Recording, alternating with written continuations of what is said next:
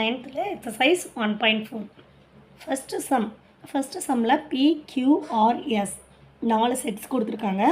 என்ன find out பண்ண சொல்லியிருக்காங்க, 3 சப்டிவிஷனில் இன்டர்செக்ஷன் யூனியன் இதெல்லாம் கம்பைன் பண்ணி கொடுத்து ஃபைண்ட் அவுட் பண்ண சொல்லியிருக்காங்க. Okay, first P union Q union R. First என்ன ஃபைண்ட் அவுட் பண்ணணும், P union Q find out பண்ணணும். ஸோ நம்மளோட Pயும் Qவையும் எழுதிக்கணும். எழுதிட்டு ரெண்டுலேயுமே சேமாக வர எலமெண்ட்டாக 1 டைம் எழுதினா போதும். ஸோ சேர்த்து எழுதிட்டிங்கன்னா 1 2 3 5 7 9 11. நெக்ஸ்ட் என்ன பண்ணணும், நீங்கள் ஃபைண்ட் அவுட் பண்ண P யூனியன் Q கூட ஆரை யூனியன் பண்ண போகிறோம். இப்போ P யூனியன் Q எழுதிட்டு நெக்ஸ்ட் R யூனியன் ஆரோட செட் எழுதியாச்சு. எழுதிட்டு இது ரெண்டையும் கம்பைன் பண்ணி எழுத போகிறோம். ஸோ 1 2 3 4 5 7 9 11. அவ்வளோதான் ஃபஸ்ட்டு சப்டிவிஷன் முடிஞ்சது. Second subdivision P intersection Q intersection S. First P intersection Qவை ஃபைண்ட் அவுட் பண்ணி வச்சுக்கலாம். P எழுதியாச்சு, இன்டர்செக்ஷன் Q எழுதியாச்சு. ஸோ ரெண்டுலேயுமே காமனாக என்ன எலமெண்ட் இருக்குது, இன்டர்செக்ஷன் மீன் காமன் 2 5 9. நெக்ஸ்ட்டு எஸ் கூட இன்டர்செக்ஷன் பண்ணணும். ஸோ எஸ் கூட இன்டர்செக்ஷன் பண்ணும்போது எஸ் எலமெண்ட்டை எழுதிக்கணும். ஸோ P இன்டர்செக்ஷன் Q எழுதியாச்சு, இன்டர்செக்ஷன் எஸ். இது ரெண்டுலேயும் காமனாக என்ன இருக்குது, 2 5. இந்த ரெண்டு எலமெண்ட் தான் வருது. So 2 5. Third subdivision Q intersection S intersection R. Q intersection S, Qவோட எலமெண்ட்ஸ் எழுதிக்கோங்க, இன்டர்செக்ஷன் போட்டு எஸ்ஸோட எலமெண்ட்ஸ். இந்த எலமெண்ட்ஸ் பார்த்து எழுதுறதுல நம்ம மிஸ்டேக் விடுவோம். Pக்கு பதிலாக Q எழுதிடுவோம், Qக்கு பதிலாக S எழுதிடுவோம்.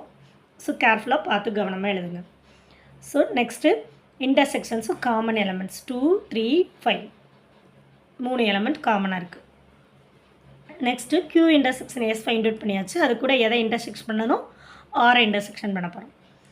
So Q intersection S,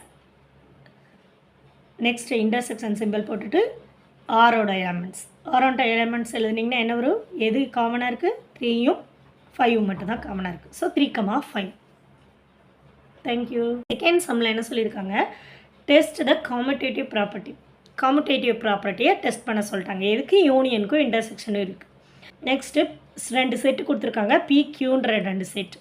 அதில் நம்பர்ஸ் எல்லாம் கொடுக்காம வேர்டிங்ஸில் டிஸ்கிரிப்ஷனாக கொடுத்துருக்காங்க. Real number between 2 and 7. அடுத்து Qவில் என்ன கொடுத்துருக்காங்க, எக்ஸசியா rational number between 2 and 7. Okay, first நம்ம காமுடேட்டிவ் ப்ராப்பர்ட்டி எழுதிக்கலாம்.